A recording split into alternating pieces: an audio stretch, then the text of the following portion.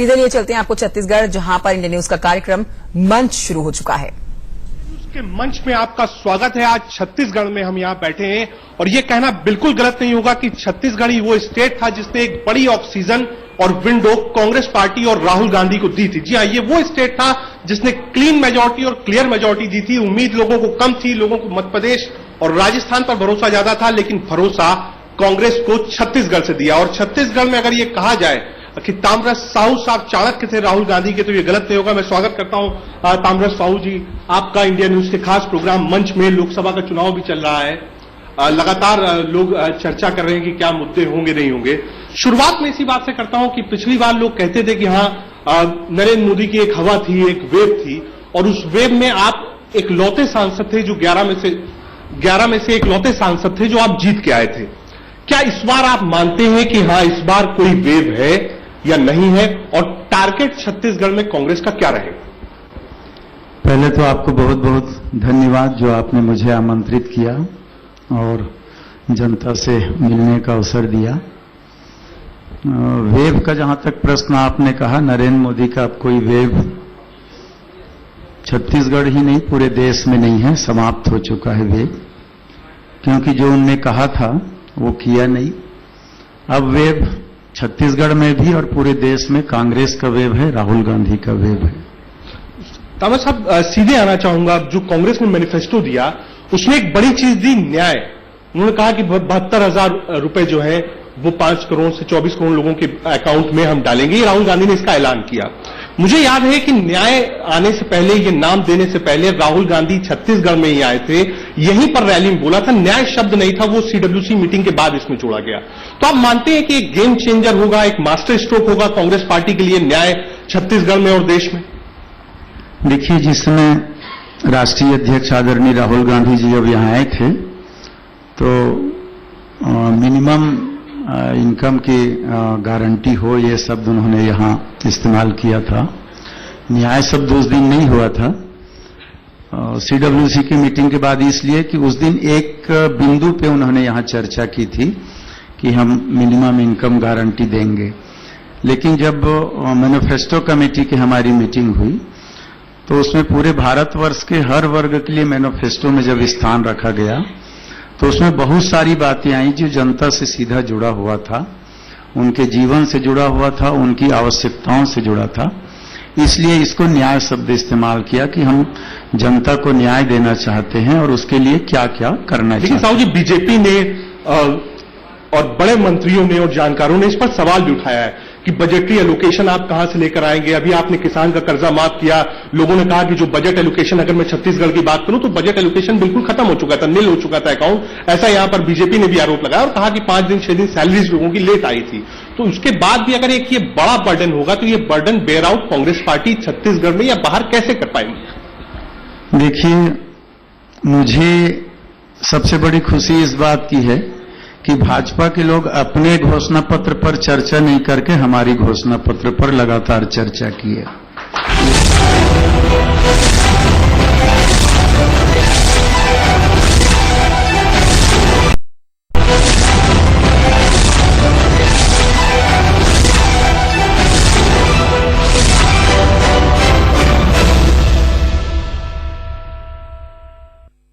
छत्तीसगढ़ के रायपुर आपको लिए चलते हैं, जहां के पिकेडली होटल में इस समय इंडिया न्यूज का कार्यक्रम मंच चल रहा है। शराब को बंद किया जाएगा, ये एक बड़ा मुद्दा था जिसको कांग्रेस पार्टी ने बुनाया। अगर ये कहा जाए कि ये एक शराब बंद करने का मुद्दा और दूसरा किसानों का मुद्दा, ये 2 बड़ी चीजें थी जो आपको शायद आज आपको सरकार में लेके आई है। लेकिन जो बीजेपी बार बार इस बात को कह रही है कि जो आपने कहा था कि हाँ भाई आप शराब यहां पर बंद करेंगे, वो बंद नहीं हुई, उल्टा रेट और बढ़ा दिए गए यहां छत्तीसगढ़ में। देखिए, हमारे मुख्यमंत्री जी ने बहुत स्पष्ट तौर पे कहा है कि हमारे मैनिफेस्टो में भी है, शराबबंदी हमारा लक्ष्य है। आज हम सरकार में हैं, आज आदेश करते हैं कि कल से शराब की दुकानें बंद, तो शराब की दुकान बंद हो जाएगी। पर क्या पीने वाले बंद होंगे? हमको यह भी सोचना है कि शराब से ज्यादा जहरीला नशा ना शुरू हो। इसलिए माननीय मुख्यमंत्री जी ने कहा है कि हम सभी राजनीतिक दलों से चर्चा करेंगे कि इसका तरीका क्या हो। हम अन्य प्रदेशों में जहां शराबबंदी की गई थी और आज वो पूर्णतः बंद है, वहां का भी अध्ययन करेंगे। जिस स्टेट में शराबबंदी की गई थी पर वो सफल नहीं हुआ, क्यों नहीं हुआ, उसका भी अध्ययन करेंगे।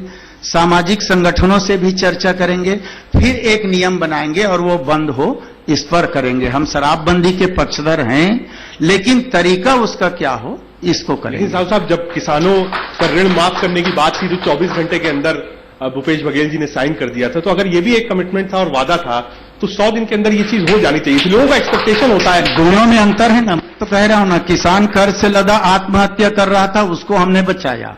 लेकिन शराब को बंद कर देंगे, दूसरा नशा लेकर वो आत्महत्या करेगा, उससे हम बचा रहे हैं। माने हम दोनों तरफ आत्महत्या से बचा रहे हैं। कोई आपने टीम ऐसी बनाई है, एनजीओ बन गई, हमारी कमेटी बन गई, विधानसभा में भी कह दिया गया है कि आप उस पर काम कर रहे हैं। हाँ, तो आपके पास गृह मंत्रालय ताम्र साहू जी है। नक्सलवाद एक बड़ी समस्या है। अभी भी हमने थोड़े दिन पहले देखा, यहां एक बड़ी दुर्घटना हुई थी जिसमें बीजेपी के विधायक जो थे उनकी मृत्यु हो गई। उसके लिए कोई ऐसा रोड मैप हो? झीरम घाटी के लिए भी आपने कहा था कि जो इसके दोषी हैं वो सजा आएंगे। उस पर आप क्या सोचते हैं? आपकी सरकार क्या सोचती है? क्या रोड मैप है, क्या ब्लूप्रिंट है, क्या उसके बारे में आप करेंगे? क्योंकि एक दशक से आप कह सकते हैं कि छत्तीसगढ़ इससे प्रभावित। देखिए, नक्सली मूवमेंट के विषय में सरकार बनने के बाद से हम लोग कहते आ रहे हैं और हमारे माननीय मुख्यमंत्री जी ने भी बड़ा स्पष्ट कहा है कि अभी जो पुरानी सरकार की रणनीति है उस पर काम चल रहा है, वो लगातार है। हमने उसमें कोई फेरबदल नहीं किया है। हम लोग चाहते हैं कि ये लगातार चुनाव और ये आचार संहिता ये खत्म हो जाए। उसके लिए माननीय मुख्यमंत्री जी ने अनाउंस कर दिया है। मीटिंग बैठ के आंतरिक है हमारी, उन बातों को हम उल्लेख ऊपर में नहीं कर सकते, गोपनीय जो हमारी इंटेलिजेंस की है। लेकिन ऊपरी तौर पर माननीय मुख्यमंत्री जी ने स्पष्ट कह दिया है कि जैसे ही आचार संहिता खत्म होगा, हम वहां के रहने वाले आदिवासियों से जो वो दंश झेल रहे हैं, उनका अनुभव क्या है कि नक्सली मूवमेंट कैसे समाप्त किया जा सकता है। वहां रहने वाले हमारे पत्रकार हैं जो दिन रात उसको देख रहे हैं, उनका अनुभव क्या है। वहां जो अब तक काम कर चुके हमारे अधिकारी हैं, उनका अनुभव क्या है। सारे दलों के राजनीतिज्ञों से चर्चा करके, सामाजिक संगठनों से चर्चा करके, या उस दिशा में और बेहतर जो सुझाव जो दे सकते हैं, उन सब से चर्चा करके एक नई रणनीति बनाई जाए ताकि ये खात्मा हो। ये हमारा सोच है और माननीय मुख्यमंत्री जी ने भी ये स्पष्ट कहा है। ताम्र साहू जी, आप यहां पे तो मंत्री हैं ही हैं, साथ ही साथ ओबीसी डिपार्टमेंट के चेयरमैन भी हैं ऑल इंडिया कांग्रेस कमेटी के।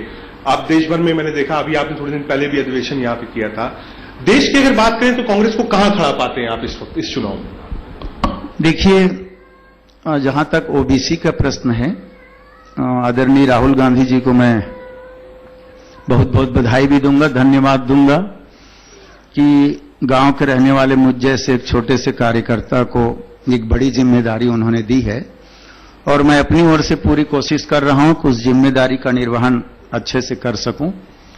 और जिम्मेदारी 10-11 महीना पहले मिला है। भारतवर्ष एक बड़ा देश है और इस कम समय में भारतवर्ष के हर प्रदेशों में हमने संगठन तैयार किया। State level, district level, block level के संगठन हर प्रदेश में मैं तैयार कर चुका हूं और हर प्रदेश में हमारा कार्यक्रम चल रहा है। और वर्तमान चुनाव में हर प्रदेश में हमारा ओबीसी काम कर रहा है और हमारे सारे लोग लगे हुए हैं। और बड़ा फंक्शन 2 हमने दिल्ली में किया। कांग्रेस, आप क्योंकि दूसरे प्रदेशों में भी जाते हैं, लोग आपसे मिलते हैं, एक बड़ा डिपार्टमेंट है वो, कांग्रेस को किस जगह आप पाते हैं इस समय से लेके? आपको क्या लगता है इस चुनाव में कांग्रेस कहां तक बढ़ पाएगी? कांग्रेस पहले से मजबूत है और इस बार राहुल जी के नेतृत्व में कांग्रेस जन और काफी एकजुट हुए हैं और हमारा एससी, एसटी, माइनॉरिटी, जनरल, अन्यान्य जो हमारे पार्टी के फ्रंटल ऑर्गेनाइजेशन है, डिपार्टमेंट है, उनमें भी सक्रियता आई। काफी कुछ चेंजेस आदरणीय राहुल गांधी जी ने किया।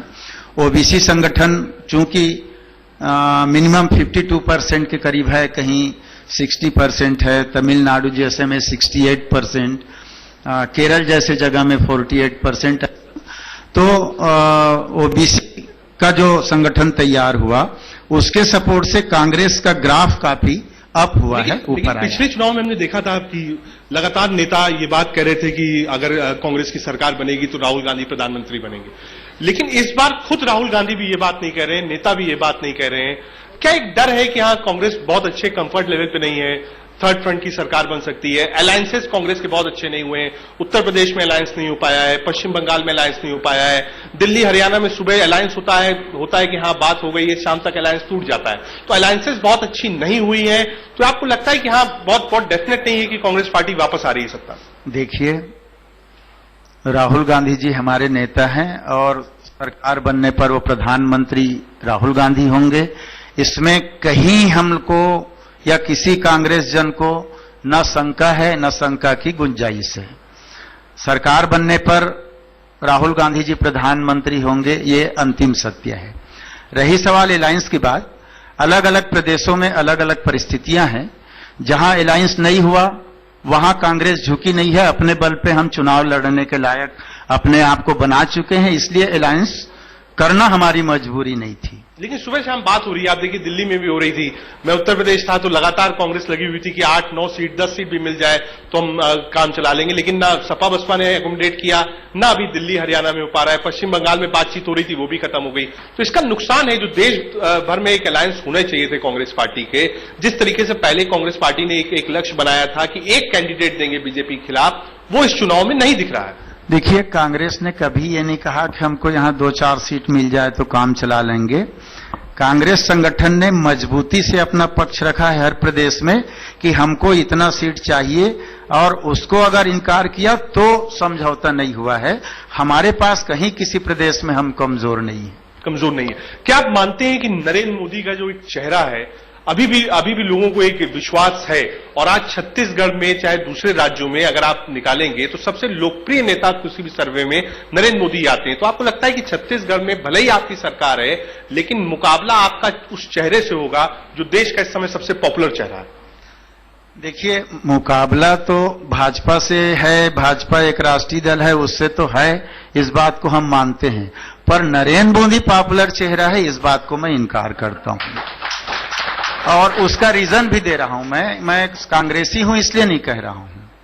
नरेंद्र मोदी के 5 साल का कार्यकाल और उनके जितने चीज रहे, अभी चुनाव हुआ, पंजाब में हमने अपनी सरकार बनाई, कर्नाटक में हमने अपनी सरकार बनाई, छत्तीसगढ़ में हमने अपना सरकार बनाया, मध्य प्रदेश में बनाया, राजस्थान में बनाया। ये तो नरेंद्र मोदी का पॉपुलर चेहरा रहने के बाद हमने अपनी सरकार बनाई।